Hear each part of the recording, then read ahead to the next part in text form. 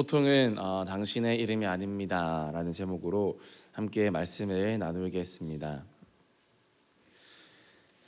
역대상하 이런 우리 성경 우리 왕들의 이야기인데 많은 사람이 나옵니다. 많은 기도의 사람이 나옵니다. 아사왕, 여호사밧, 히스기야, 므낫세 많은 사람들이 나옵니다. 하나님을 찾은 사람들, 하나님께 기도했던 사람들. 이런 왕들의 기도에는 이런 공식들이 있습니다. 하나님을 찾고 그렇게 하나님께 기도하고 하나님께서 응답하시고 회복시켜 주시는 사실 누구에게나 이런 공식은 해당됩니다. 오늘 역대상에 나오는 많은 왕들 또 많은 사람들은 하나님을 찾음으로 응답을 받았고 그리고 회복함까지 얻었습니다. 오늘 야베스도 그와 같은 하나님의 사람, 기도의 사람이라고 할 수 있습니다. 야베스도 하나님을 찾은 사람이었고 또 하나님께 응답을 받은 사람이었습니다. 사실 오늘 야베스가 등장하는 위치는 좀 갑작스럽습니다.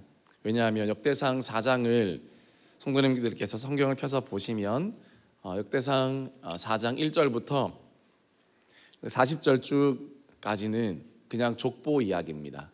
누가 누구로 낳았고 누가 누구로 낳았다. 한창 족보를 나열하는 중에 이 야베스라는 사람의 인물에 대해서 갑자기 설명하고 있기 때문에 조금 갑작스럽습니다. 이유가 있겠죠. 성경의 저자는 이 야베스에 대해서 할 말이 있었다라는 그 이유로 우리가 봐야겠습니다. 야베스를 특별히 주목해서 언급하고 싶어서 야베스를 끼워 넣었다. 그렇게 우리가 생각할 수 있습니다. 성경은 야베스를 어떻게 묘사하고 있나요? 역대상 4장 9절에 보면 야베스는 그의 형제보다 귀중한 자라 이렇게 야베스를 소개하고 있습니다. 그가 왜 귀중한 사람이었는지 성경은 구체적으로 직접적으로 설명하고 있지는 않습니다. 그러나 여기서 귀중하다, 소중하다 이런 말은 존귀하다, 존귀한 자다라고 표현할 수도 있습니다. 이 소중하다, 귀중하다, 존귀하다라는 표현은 성경에서는 보통 하나님과의 관계에서 봤을 때 존귀한 자다 그렇게 이야기를 합니다. 그냥 그 사람이 대단한 가치가 있다 이런 이야기는 성경에서는 하지 않습니다. 하나님의 관점으로 봤을 때 또 하나님과의 관계적인 면에서 봤을 때 이 야베스는 그 모든 다른 사람들보다 형제들보다 귀중하고 존귀한 사람이다. 지금 그렇게 이야기하고 있는 겁니다. 시편 16편 3절 말씀을 봐도 땅에 있는 성도들은 존귀한 사람이다. 히브리서 5장 4절에 봐도 이 존귀는 아무도 스스로 취하지 못한다 이렇게 이야기하고 있습니다. 오직 누가요? 하나님의 부르심을 받은 자라야 존귀할 수 있다. 사랑하는 성도님들, 하나님 앞에 존귀한 사람이 될 수 있기를 축복합니다. 그래서 야베스에 대해서 정확히 이야기하면 야베스는 하나님 보시기에 존귀한 자였다. 그렇게 지금 이야기를 하는 것입니다.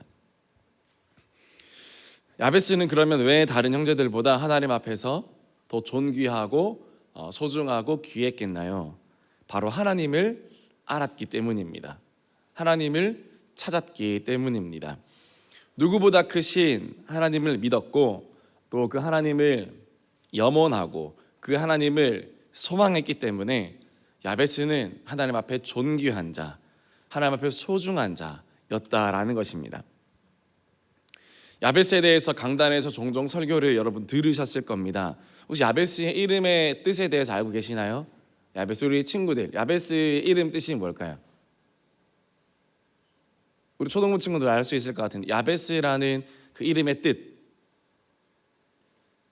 네, 그러면 제가 새롭게 가르쳐 드리겠습니다. 야베스라는 이름의 뜻은 고통. 이제 기억나시죠? 야베스는 고통 중에 태어났다 이렇게 이야기하고 있습니다. 야베스는 그 이름이 고통이란 뜻입니다. 안 좋은, 사실 안 좋은 뜻은요, 이 이름 안에 다, 야베스라는 이름 안에 다 들어 있습니다. 뭐 고통, 슬픔, 근심, 이런 뜻들이 이 야베스라는 이 이름 안에 다 담겨져 있습니다. 무슨 사연이 있는지는 그것도 성경도 이야기도 안 합니다. 그냥 그의 이름은 고통이다. 너의 이름은 고통이야. 너의 이름은 슬픔이야. 태어날 때부터 슬프고 태어날 때부터 고통스러운 그런 인생, 한계가 많은 인생이었습니다. 두 번째 퀴즈. 담임 목사님께서 이 야베스에 대해서 이야기하실 때 우리 한계에 대해서 이야기하셨습니다. 혹시 기억나십니까? 오늘은 말씀 안 하시기로 집에서 회의하고 오신 걸로 제가 알고 있습니다. 5가지 그 한계가 있습니다. 첫 번째는 무명의 한계가 있고, 두 번째는 태생적 한계가 있다. 세 번째는 지역적 한계, 환경적 한계, 영적인 한계, 이렇게 한계가 있다. 무명의 한계, 이름이 없죠. 태생적 한계, 태어날 때부터 한계를 가진 사람. 지역적 한계, 지역적 한계를 벗어날 수 없고, 환경적인, 영적인 이런 야베스는 수많은 한계들을 가지고 있는 그런 사람이었어요. 그러니까 이름이 야베스죠. 나는 이런 한계들이 많은 사람이기 때문에 나는 고통 그 자체야. 나는 고통의 사람이야. 내 이름은 고통이야. 그렇게 이야기하고 있습니다. 그러나 야베스는요, 그거는 자기가 지은 이름이 아니었습니다. 주변에서 지어준 이름이었습니다. 부모가 지어줬든 아니면 주변에서 딱하게 보던 어른이 지어줬든 다른 사람이 지었지 내가 지은 이름이 아닙니다. 그래서 야베스는요, 절대로 그 한계에, 그 고통에, 그리고 그 슬픔에, 그 근심에 갇혀있기를 선택하지 않았다라는 겁니다. 오히려 그는 하나님을 찾음으로 또 하나님의 축복을 간구함으로 무명의 한계, 태생적 한계, 지역적 한계, 환경적 한계, 영적인 한계를 극복하였습니다. 여러분에게 그런 축복이 있기를 주님의 이름으로 소망합니다. 성경은 그래서 그의 과거, 그의 어떤 혈통 쭉 지금 족보는 과거 이야기입니다. 그가 어떻게 살았고 누구로 낳았고, 그러나 성경은 그가 어떤 사람이었는가, 어느 가문 사람인가, 어떤 과거를 지나온 사람인가, 거기에 집중하지 않습니다. 성경은 그가 어떤 기도를 드렸는가, 그가 어떤 은혜를 받았는가, 어떤 은혜를 받을 것인가, 거기에 더 집중하고 있습니다. 그가 받은 은혜에 더 집중하고 있습니다. 사람들이 여러분을 볼 때도 마찬가지입니다. 사람들이 여러분을 볼 때, 또 하나님이 여러분을 바라보실 때, 그 사람은 어떤 과거를 가졌나, 어떤 슬픔을 가졌나, 어떤 상처와 고통 속에 있었던 사람이고, 어떤 상처 구더기 속에서 살아온 사람이었나, 그것을 묵상하고 관찰하고 연구하고 분석하는 것은 성경의 의도가 절대로 아닙니다. 성경이 원하는 것, 하나님께서 원하시는 건 어떤 것일까요? 그가 지금 어떤 기도를 드리고 있는가, 어떤 하나님을 기대하고 바라보고 있는가. 절대로 여러분, 고통은 인생의 출발점은 될 수 있어도 인생의 종착점은 될 수가 없습니다. 나에게 복을 주시는 분은 하나님이시고, 나의 앞날과 나의 미래는 오직 하나님을 기대함으로, 또 내가 어떤 기도를 드림으로 거기에서 나의 미래가 다가오는 것이고, 또 하나님의 응답이 오는 것인 줄 믿으시기를 바랍니다. 저분은 어떻게 기도했길래 저 복을 받았나, 저분은 어떻게 하나님을 믿었길래 저런 은혜를 받았나, 여러분 그 말을 들을 수 있기를 주님의 이름으로 축복합니다. 우리가 야베스를 볼 때 봐야 될 것이 그것입니다. 야베스는 어떤 기도를 드렸습니까? 역대상 4장 10절에 보면 야베스가 이스라엘 하나님께 아뢰어 이르되 주께서 내게 복을 주시려거든 나의 지역을 넓혀 주소서라고 이렇게 이야기합니다. 나의 지역을, 자신의 땅을 이렇게 넓혀 달라고 이야기하고 있습니다. 자신의 어떤 지역적인 또 모든 그런 한계들을 극복하는 그런 사람이 되게 해달라고 그렇게 이야기하고 기도하고 있습니다. 하나님께서는 유리방황하는 이스라엘 백성들에게 축복의 땅을 약속해 주셨습니다. 구약은 땅의 축복을 주셨습니다. 하나님께서 아브라함에게 땅의 축복으로 시작하셨습니다. 네 눈을 들어서 보라고. 그래서 그의 후손들을 통해서 수많은 좋은 땅들을 얻기를 원하셨습니다. 그래서 이스라엘 백성들에게, 유대인들에게 땅 하면 생각나는 건 하나님, 땅 하면 생각나는 것은 하나님의 약속, 땅 하면 생각나는 건 하나님의 축복. 이스라엘 백성들에게 땅은 이꼴 하나님의 약속, 하나님의 축복, 하나님의 계획, 하나님의 우리를 향한 기대, 선물, 그게 땅이었습니다. 땅. 그래서 이 야베스는 그 지역, 다른 말로 땅을 넓혀달라고 그렇게 기도하고 있는 것입니다. 그래서 오늘 야베스의 이 내 지역을 넓혀달라는 기도, 내 땅을 넓혀달라는 기도는 단순히 주님 제 평수를 늘려주세요 그런 기도가 아니라 하나님 주님께서 이스라엘 백성들에게 축복하신 그 약속 제 약속이 되게 해주세요, 그런 기도인 줄 믿으시기 바랍니다. 저는 기도할 때 이렇게 기도합니다. 하나님 대은교회 하나님 제 하나님 되게 해주세요. 지금 대은교회의 꿈이 제 꿈이 되게 해주세요. 저는 그렇게 제 기도 제목 중 한 가지가 그 기도 제목입니다. 야베스가 한 기도가 그겁니다. 주님 제가 살고 있는 평수, 아파트 평수 늘려주세요, 그런 의미가 아닙니다. 주님 하나님께서 이스라엘 백성들에게 약속하셨던 주님의 그 약속, 너의 지경을 넓혀주시고 아브라함에게 1000만인의 너가 아비가 될 것이고 그 1000만인의 후손이 살려면 땅이 필요한데 땅보다 더 큰 하나님의 그 넓혀주심이 필요한데 그 축복이 필요한데 주님 그 축복이 나의 축복이 되게 해주세요. 여러분 그런 기도였습니다. 나를 향하신 하나님의 축복을 더욱 넓고 크게 만들어달라, 나의 그릇을 나의 지경을 확장하게 해달라고 그렇게 기도한 것입니다. 하나님께 부담스러운 기도였을까요? 부담스럽다 그렇게 하나님 그렇게 느꼈을까요? 하나님께 그 기도가 짐이 되는 기도였겠습니까? 전혀 그렇지 않습니다. 하나님께 부담되는 우리 초등부 하나님께 부담되는 기도 제목은 있을까요? 없을까요? 있을까요? 없을까요? 부담이란 말이 어렵죠. 자, 하나님께 무거운 기도, 하나님께 짐이 되는 기도가 있을까요? 좋습니다. 좋아요. 없습니다. 하나님께 부담이 되고 하나님께 짐이 되는 기도는 없습니다. 우리의 기도가 아무리 커도, 따라합시다. 우리의 기도가 아무리 커도 하나님께는 작은 것입니다. 아멘. 우리의 기도가 아무리 커도 하나님께는 작은 것입니다. 전혀 부담되지 않은 것입니다.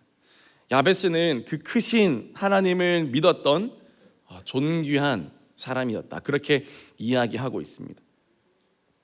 역대기의 이 성경은 바벨론 포로기 그 후기에 기록된 성경입니다.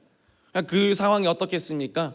나라를 잃었고 그리고 땅을 잃었고 성전을 잃었고 아마 하나님께서 우리를 축복하셨다, 약속하셨다라는 그 언약마저 이스라엘 백성들은 아마 반신반의했을 것입니다. 우리가 다시 회복될 수 있을까? 우리가 다시 예전처럼 찬란한 그 여호수아 시대의 영광을, 또 그 아브라함의 시대, 다윗의 시대의 영광을 우리가 다시 회복할 수 있을까? 예전에 약속하셨던 하나님의 약속들이 우리에게 여전히 유효하고 아직도 효력이 있는가? 그런 질문조차 아마 이스라엘 백성들은 잃어버린 시대를 살고 있었을 것입니다. 처절한 현실 앞에 아무리 능력 있고 위대하신 하나님이라 할지라도 지금 이렇게 성전이 무너지고 우리 백성들이 바벨론에게, 아수르에게, 외세에게 유린당하고 자식들은 팔려가고 이방인들을 아내로 맞은 그런 모든 사람들도 다 결별하고 다 쫓아보내고 그런 지금 상태에서 하나님은 우리를 포기하셨나? 하나님도 우리를 잊으셨나? 여러분, 그 맥락에서 역대기 성경 기자는 야베스의 기도를 끼워 넣은 것입니다. 족보가 쫙 흘러가면 일반 역사가 쫙 흘러가는 겁니다. 그냥 태어나서 사람이 한평생 태어나서 죽고 누구를 낳고 태어나고 누구를 낳고 죽고 이런 역사들, 역대기가 사실 여러분 사람들의 일반적인 역사를 기록하려고 쓴 책이 아니지 않습니까? 아무리 역사책이라 하지만 그냥 사람들이 자기들끼리 살고 자기들끼리 잘 살고 행복하게 죽었대, 그런 이야기를 하려고 역대기를 쓴 것이 아니라 하나님께서 어떻게 역사에 간섭하시고 하나님께서 어떻게 우리의 평범하고 나약하고, 아니 오히려 더 한계가 많은 인생 가운데, 한계가 많은 인간의 그 인생 가운데 어떻게 역사하셨는가, 그거를 보여주기 위해서 역대기를 기록한 건데, 이스라엘 백성들이 다 그 하나님을 잊어버리고 그냥 살고 그냥 열심히 살고 열심히 돈 벌고 열심히 좋은 옷 입고 살다가 죽었더라, 이런 이야기를 하려고 기록한 것이 아닌데, 마침 야베스가 하나님의 마음에 드는, 그리고 백성들에게 하나님의 약속을 일깨워 줄 수 있는, 우리가 어떻게 살아야 되는지 어떻게 기도해야 되는지 표본이 되고 모델이 되는 그 기도를 야베스가 했고, 그 삶을 야베스가 살았기 때문에 이 역대기 기자는 그 일반적인 평범한 족보 가운데 야베스의 기도를 끼워 넣었습니다. 하나님의 꿈을 이루는 사람들, 그 속에서도 하나님의 꿈을 이루는 사람들, 그 속에서도 하나님의 약속을 기억해내는 사람들, 그 사람들을 통해서 하나님께서 역사를 이루어 가신다, 하나님께서 일하신다, 그것을 알려주기 위해서 역대기 기자는 야베스를 이야기한 것입니다.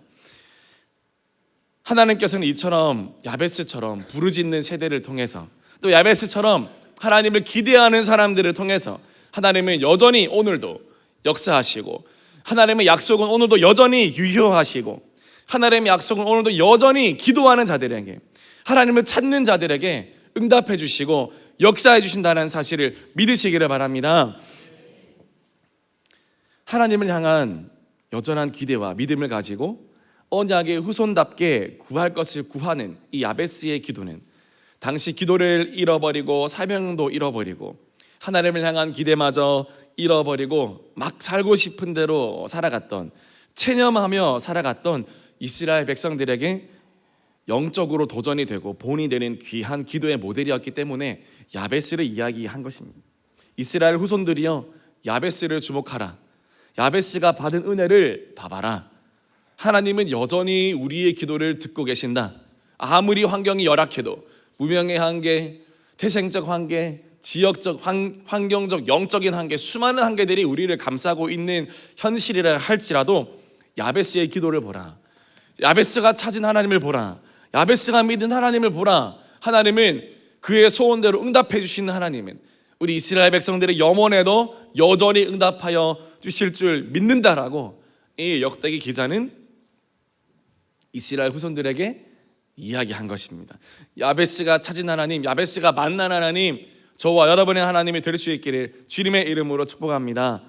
야베스는 또 어떻게 기도합니까? 10절에 주의 손으로 나를 도우사 나로 환난을 벗어나라고 그렇게 이야기하고 있습니다. 어려움과 환난을 벗어나게 해달라는 그런 기도입니다. 주의 손으로 나를 도우사 나로 환난을 벗어나게 하여 주옵소서. 우리 인생에는 손이 필요한데 바로 하나님의 손이 필요합니다. 보이지 않는 하나님의 손. 우리 사회 공부하면 이 보이지 않는 하나님의 손이, 보이지 않는 손이 막 이렇게 경제를 이끌어간다, 이런 이야기도 들어보셨죠.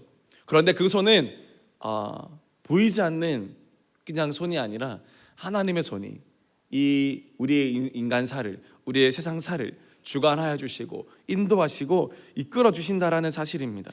민수기 11장 23절에 보면 여호와께서 모세에게 이르시되 여호와의 손이 짧으냐? 하나님의 손은 짧지 않습니다. 하나님의 손은 능력 있는 손입니다. 시편 89편 13절 보면 주의 팔에 능력이 있사오며 주의 손은 강하고 주의 오른손은 높이 들리오졌나이다. 그렇게 이야기하고 있습니다. 우리 시편 144편 1절 말씀, 이건 함께 읽어볼까요? 시작. 나의 반석이신 여호와를 찬송하리로다. 그가 내 손을 가르쳐 싸우게 하시며 손가락을 가르쳐 전쟁하게 하시는도다. 아멘. 그가 내 손을 가르쳐 싸우게 해주시고 손가락을 가르쳐 전쟁하게 하신 하나님. 하나님의 손이 내게 올려면 어떻게 해야 될까요? 오늘 야베스처럼 기도하면 될 줄 믿습니다. 주의 손으로 나를 도우소서. 어려움이 있을 때나 없을 때나 늘 하나님의 손을 구할 때 하나님께서 은혜를 더하여 주실 줄 믿습니다. 주님의 손을 구하는 그 보이지 않는 주님의 손이 내 모든 인생을 감찰하여 주시고 우리 가정을 지켜주시고 또 내 앞날을 인도해 주시는 그런 하나님의 능하신 손을 의지하여 나아가는 모든 성도님들 될 수 있기를 주님의 이름으로 축복합니다. 또 어떻게 기도합니까? 역대상 4장 10절에 보면 나로 환난을 벗어나 내게 근심이 없게 하옵소서라고 그렇게 기도하고 있습니다. 우리 인생 여러분 환난과 근심이 없을 수 있을까요? 환난이 없는 인생, 근심이 없는 인생 가능할까요? 쉽지 않습니다. 환난도 여전히 있고 근심도 여전히 있습니다. 그런데 중요한 것이 무엇일까요? 중요한 것은 환난과 근심이 있지만 거기에 지배받지 않고 거기에 잠식당하지 않고 거기에 에워싸이지 않고 여전히 하나님을 기대할 수 있고 하나님께 기도할 수 있는 환난과 근심이 오면 여러분 제일 큰 문제는 무엇입니까? 환난과 근심이 오면 환난과 근심의 문제가 아니라 환난과 근심 때문에 기도가 막힙니다. 더 이상 입이 닫힙니다. 굳게 닫힌 무덤처럼 입이 닫혀버리는 게 환난과 근심의 본질적인 문제입니다. 그거 자체가 문제가 아니라 오히려 여러분 환난과 근심으로 인하여서 더 하나님께 기도하고 하나님을 깊이 친하게 만나는 사람이 있습니다. 그러나 환난과 근심으로 인하여서 굳게 기도가 닫히고 입이 닫히고 하나님과의 소통이 닫히는 사람이 있습니다. 그게 이 환난과 근심의 본질적인 문제입니다. 아무리 물이 깊고 바다가 깊어도요 배는 물 위로 떠야 됩니다. 그렇죠? 그게 무섭다고 해서 배가 땅 위에 있거나 조선소 안에 갇혀 있으면 될까요? 깊은 바다일수록요 부력이 강해서 큰 배가 더 잘 뜹니다. 깊은 환난과 걱정과 근심 가운데 있다 할지라도 내가 주님의 손 안에 있다면 오히려 멋진 항해를 할 수 있다는 겁니다. 문제는 뭡니까? 물이 배 안으로 들어오는 건 막아야 됩니다. 물이 배 안으로 들어와서 그 배가 침몰하지 못하도록 해야 됩니다. 우리가 이 세상과 환난이 많은 이 근심이 많은 이 세상 가운데 살아가면서 피할 수 없습니다. 그거 피하고 싶으면 산으로 가서 굴 파서 그 안에서 그냥 나무 캐먹고 살아야 됩니다. 그런 하나님의 사람들이 이 땅으로 보냄받은 사람들입니다. 근심과 환난이 많은 세상 가운데 부름 받았습니다. 어떻게 해야 되겠습니까? 하나님의 말씀과 기도라는 튼튼한 배를 가지고 그 배를 타고 저 멀리 망망대해로 주님이 가라 하신 곳으로 우리는 멋지게 항해해야 됩니다. 근심이 많을수록 환난이 많을수록 주님의 강한 손을 의지해서 주님 이 근심 많은 환난 많은 세상 가운데 살고 있지만 절대 아버지 내가 이 근심과 환난에 침몰당하지 않겠습니다. 이 물을 배 안으로 끌어들이지 않겠습니다. 여러분 주님과 함께 멋진 항해를 할 수 있기를 주님의 이름으로 축복합니다. 표류하지 않고 항해하는 인생 될 수 있기를 주님의 이름으로 축복합니다. 성도의 삶은 그런 것입니다. 고요한 바다로 나아갈 때 그런 찬송가도 있지 않습니까? 거센 풍랑으로 인하여 내가 더 빨리 갑니다. 성도의 삶은 풍랑이 없는 삶, 고통이 없는 삶, 근심이 없는 삶이 아니라 오히려 그 풍랑과 고통과 그 험난한 기도 제목으로 인하여 더 빨리 가게 되고 내가 더 주님께 가까이 가게 되고 더 하나님을 경험할 수 있는 아름다운 인생이 될 수 있다라는 것입니다. 이 시간 기도할 때 사랑하는 성도님들 환난을 벗어나게 해주세요. 내게 근심이 없게 해주세요.